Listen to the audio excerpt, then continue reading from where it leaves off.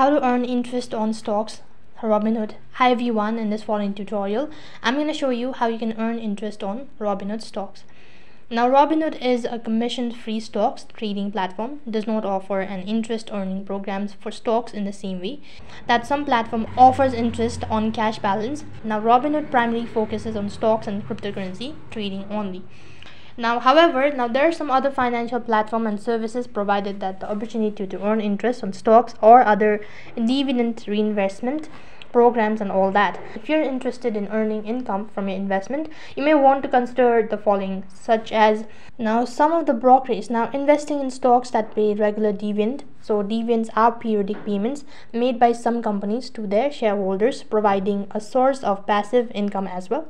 Apart from it, the fixed income securities like bond can provide interest income. However, the risk and return profile is different.